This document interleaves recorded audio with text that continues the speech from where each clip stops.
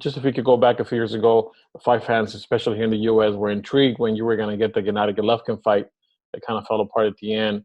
And well, he fought Vadim Medorozhin, and then he fought Steve Rose. Is that a fight that you think, man, it kind of got away where you maybe wanted to face a Golovkin? Absolutely. I really wanted that fight, but Golden Boy Promotions, they were very good to me, and they gave me an alternative path, and financially it was the right thing for my family, and so that's what I had to do. Was just I had to look after my family, and but I've done all that, and I just want to fight for the world title now, and as well at my proper weight. Golovkin as well is a bigger man than me, but I'd fight him tomorrow morning as well. That way, I never back good of a fight. I never turned down a fight.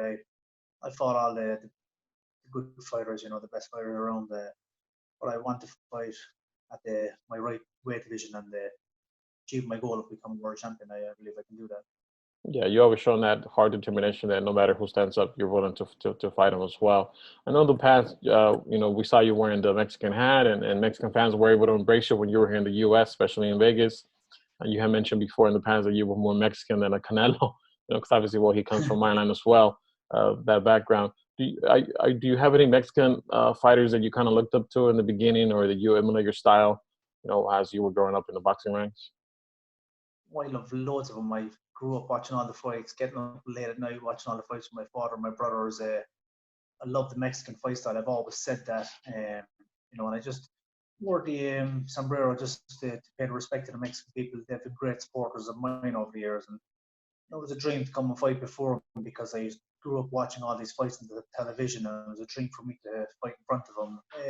Marco Antonio Barrera, Eric Morales, who was in Munguia's corner.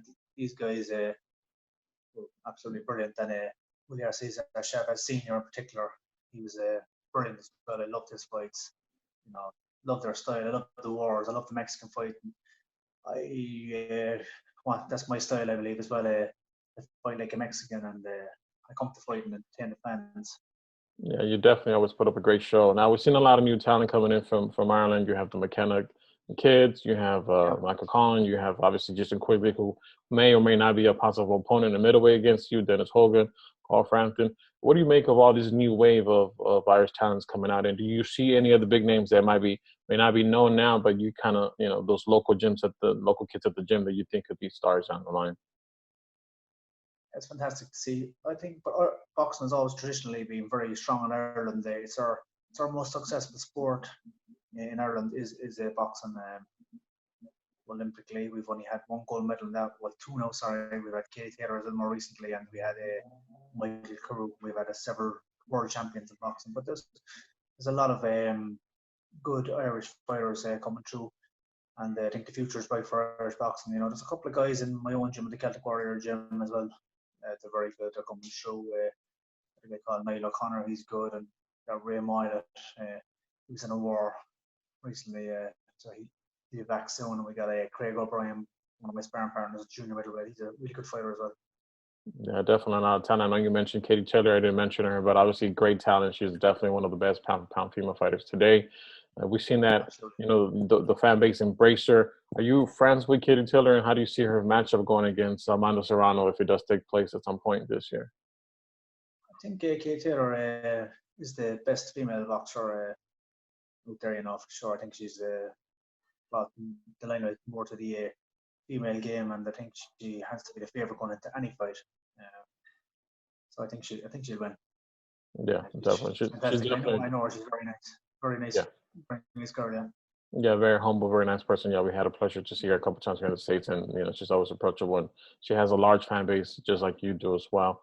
Finally, if you could have a message to the Irish fans, to the boxing fans, to the Mexican fans of, when they can see you back in action, and anything else you want to add.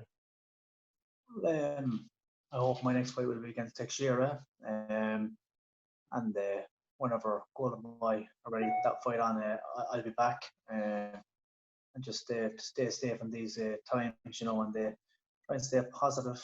I think is very important. I'm going to a funeral tomorrow of a man that I knew quite well. He's a good friend of mine.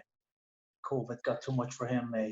He took his own life. I think it's very it's getting a lot of people down. So I think it's very, very important to try and find something to entertain yourself and get a bit of exercise in, and don't be drinking too much, and eat healthily, and go back and watch old fights on YouTube.